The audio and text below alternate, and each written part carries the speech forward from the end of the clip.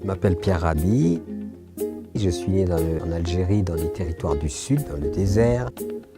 J'ai été éduqué aussi bien dans ma tradition que dans la tradition moderne.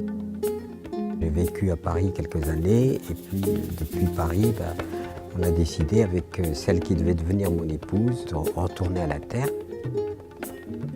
Nous nous sommes donc installés là où nous sommes, sur ce lieu qui s'appelle Montchamp.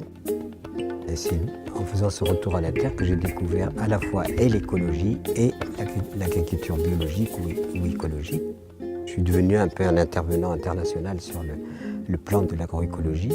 Écrivain, on me dit philosophe. En tout cas, je suis très engagé pour qu'on arrive à mettre l'être humain et la nature au cœur de nos préoccupations et non pas l'argent, en gros.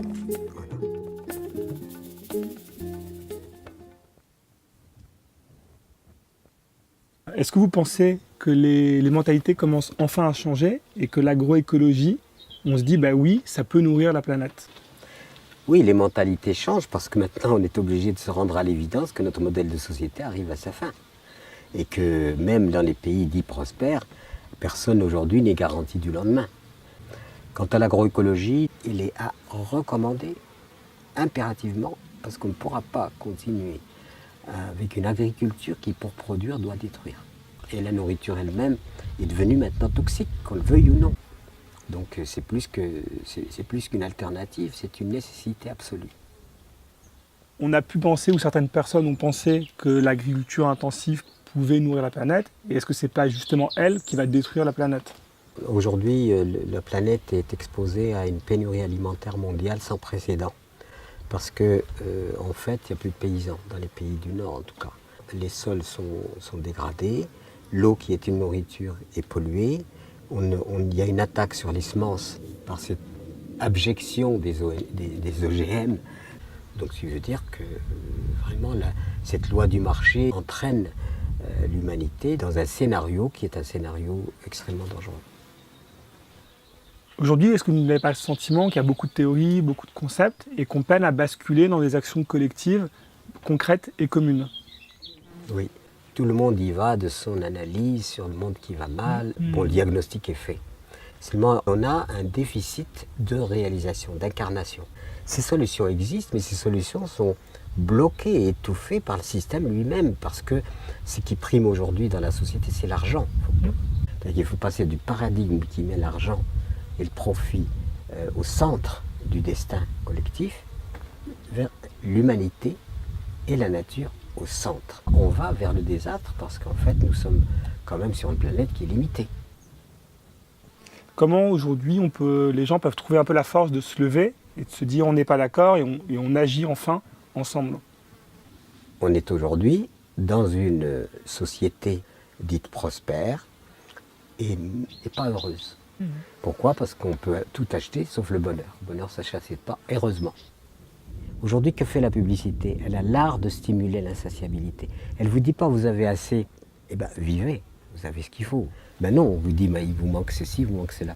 Ce qui fait que le nécessaire, qui est indispensable, n'est pas résolu au plan planétaire. Des milliards de gens sont en déficit, même alimentaire.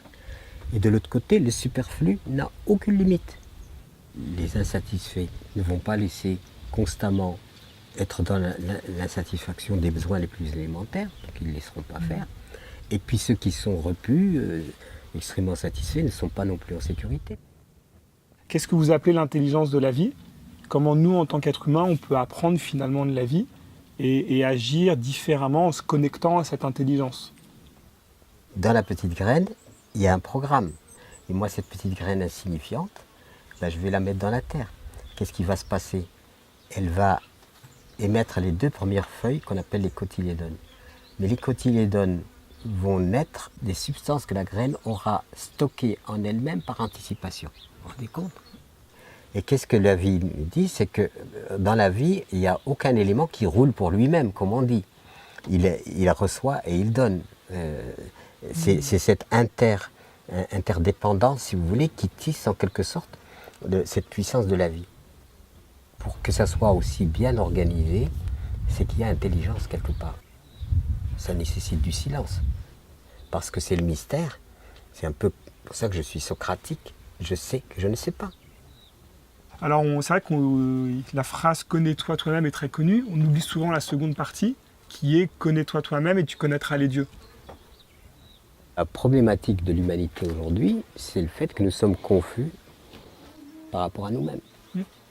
Je pense que quand on défile, qu'on veut faire des manifestations extérieures, il faut bien vérifier, est-ce que je suis, moi, là où je suis, est-ce que je suis juste? Parce qu'il y a l'espace public et il y a l'espace intime. Et le changement commence par l'espace intime. Qu'est-ce qui permet de définir aujourd'hui ce qui est juste et est-ce qu'il n'y aura pas des valeurs sur lesquelles on pourrait, en définissant ça, se retrouver les uns et les autres, au-delà des différentes croyances?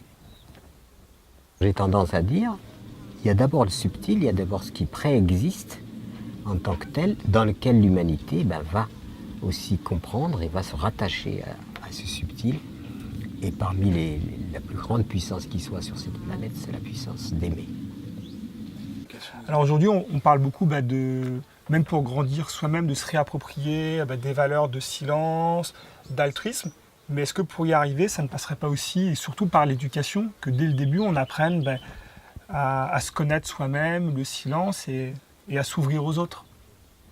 Ça, c'est chez moi un leitmotiv, c'est-à-dire que je reviens constamment sur comment est-ce qu'on éduque les enfants. C'est-à-dire qu'un petit enfant, c'est une beauté absolue.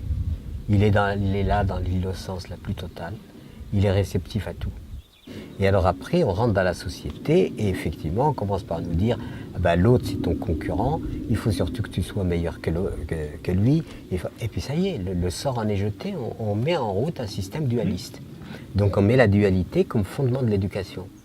Donc il y a un temps de connaissance de soi-même qui est de plus en plus occulté et de plus en plus on va vers la virtualisation. Ça ne peut pas donner quelque chose d'équilibré. Vous parlez souvent de sobriété heureuse. Est-ce que vous pouvez nous dire en quoi cette sobriété est aussi quasi un élan presque esthétique et poétique quelque part? Déjà, si je suis sobre, je ne prélève pas en excès. Déjà, je suis solidaire. Mais à la fois, c'est une posture de cœur et c'est une posture d'âme qui donne la légèreté. J'ai ce qu'il me faut.